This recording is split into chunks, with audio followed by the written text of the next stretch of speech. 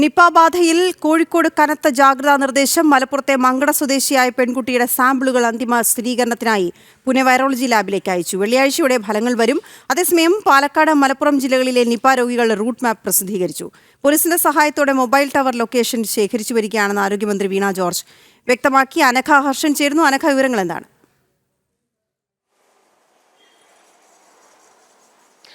വീണ, ഈ വടക്കൻ ജില്ലകളായിട്ടുള്ള കോഴിക്കോട്, മലപ്പുറം, പാലക്കാട് ഈ 3 ജില്ലകളിലുമാണ് ഇപ്പോൾ നിപ സ്ഥിരീകരിച്ചിരിക്കുന്നത്. അതുകൊണ്ട് തന്നെ ഈ 3 ജില്ലകളിലും കനത്ത ജാഗ്രതാ നിർദ്ദേശം നൽകിയിട്ടുണ്ട്.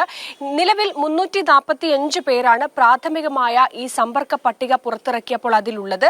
മാത്രമല്ല, ഇതിൽ കൂടുതൽ ആളുകൾ ഇത്തരത്തിൽ സമ്പർക്ക പട്ടികയിലുണ്ട് എന്നാണ് ആരോഗ്യവകുപ്പ് പറയുന്നത്. അതുകൊണ്ട് തന്നെ കൃത്യമായൊരു റൂട്ട് മാപ്പ് തയ്യാറാക്കിക്കൊണ്ടിരിക്കുകയാണ്. ഇതിനായി പോലീസിന്റെ കൂടി സഹായം ഈ ആരോഗ്യവകുപ്പ് എടുക്കുന്നുണ്ട്. അതിനുശേഷം കൃത്യമായി ഈ ഓരോ രോഗിയും സഞ്ചരിച്ചിരിക്കുന്ന സ്ഥലങ്ങൾ ഉൾപ്പെടെ കൃത്യമായിട്ടുള്ള ഒരു റൂട്ട് മാപ്പ് ഉടൻ തന്നെ തയ്യാറാക്കും. മാത്രമല്ല, കോഴിക്കോടും പാലക്കാടും മലപ്പുറം ഈ 3 ജില്ലകളിലുമായി തന്നെ ഈ 26 കമ്മിറ്റികൾ വീതം 3 ജില്ലകളിലും രൂപീകരിച്ചിട്ടുണ്ട്. ഇതിൽ കോഴിക്കോട്ടിന്റെ കാര്യം എടുക്കുകയാണെങ്കിൽ ഈ കഴിഞ്ഞ മാസം 28-ാം തീയതിയാണ് മലപ്പുറം മങ്കട സ്വദേശിയായിട്ടുള്ള 18 വയസ്സുകാരി കോഴിക്കോട്ടെ കോട്ടക്കലിലെ ഒരു സ്വകാര്യ ആശുപത്രിയിൽ ചികിത്സ തേടുന്നത്.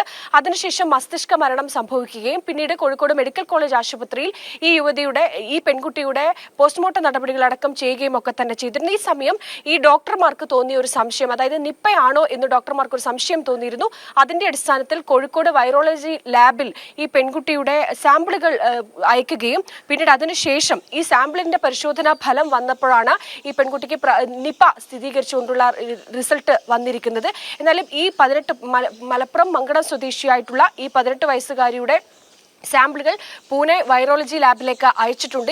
ഈ ഫലം ഈ വെള്ളിയാഴ്ചയോടെ തന്നെ വരും എന്നാണ് അധികൃതർ അറിയിച്ചിരിക്കുന്നത്. ഈ യുവതി സഞ്ചരിച്ചിരിക്കുന്ന സ്ഥലങ്ങൾ ആദ്യം ഈ കോട്ടക്കലിലുള്ള ആശുപത്രി, സ്വകാര്യ ആശുപത്രിയിലായിരുന്നു സഞ്ചരിച്ചത്. പിന്നീട് മെഡിക്കൽ കോളേജിൽ എത്തിയിട്ടുണ്ട്. അതുകൊണ്ട് തന്നെ ഈ സ്ഥലത്തൊക്കെയുള്ള ആരോഗ്യ പ്രവർത്തകരാണ് പ്രാഥമികമായ ഈ സമ്പർക്ക പട്ടികയിലുള്ള. ഈ ആരോഗ്യ പ്രവർത്തകർക്കൊക്കെ തന്നെ ഈ ക്വാറന്റൈനിലാണ്.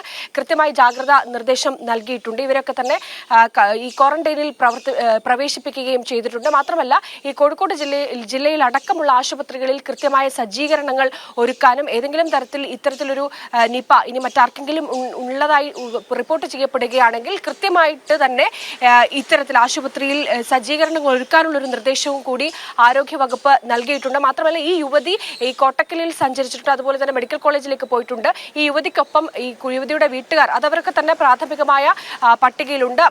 മറ്റെവിടെയെങ്കിലും പോയിട്ടുണ്ടോ എന്നതടക്കമുള്ള കാര്യങ്ങൾ പരിശോധിക്കുന്നതുമായി ബന്ധപ്പെട്ട് ഈ ഫോൺ രേഖകൾ അടക്കം പരിശോധിച്ചുകൊണ്ട് പോലീസിന്റെ സഹായത്തോടെ ഉടൻ തന്നെ റൂട്ട് മാപ്പ് തയ്യാറാക്കി പുറത്തുവിടും എന്നാണ്. എന്തായാലും ഈ 3 ജില്ലകളിലും കനത്ത ജാഗ്രതാ നിർദ്ദേശം നൽകിയിട്ടുണ്ട്. മറ്റൊന്ന് ആരോഗ്യവകുപ്പ് അറിയിക്കുന്നത്, ഈ പ്രദേശത്തൊക്കെ തന്നെ വവ്വാലുകളോ മറ്റെന്തെങ്കിലും ഒക്കെ കാണുകയാണെങ്കിൽ പടക്കം പൊട്ടിച്ചോ മറ്റോ ഒന്നും തന്നെ ഇവരെ ആ ഭാഗത്ത് നിന്ന് തുരത്താൻ പാടില്ല എന്നതാണ്. ആ സമയത്ത് ഇത്തരത്തിൽ നിപ ഏതെങ്കിലും തരത്തിൽ ഈ വവ്വാലുകൾക്കുണ്ടെങ്കിൽ അതിന്റെ ഉമിനീർ പുറത്തേക്ക് വരാനുള്ള ഒരു സാധ്യതയുണ്ട്. അതുകൊണ്ട് തന്നെ ഇത്തരത്തിലുള്ള പ്രവർത്തനങ്ങൾ നാട്ടുകാരോ അല്ലെങ്കിൽ ജനങ്ങളോ ഒന്നും തന്നെ ചെയ്യാൻ പാടില്ല എന്നൊരു നിർദ്ദേശം കൂടി ആരോഗ്യവകുപ്പ് ഏറ്റവും ഒടുവിൽ പുറത്തുവിടുന്നുണ്ട്. വീണ, ഓക്കെ, ശരി അനഘ.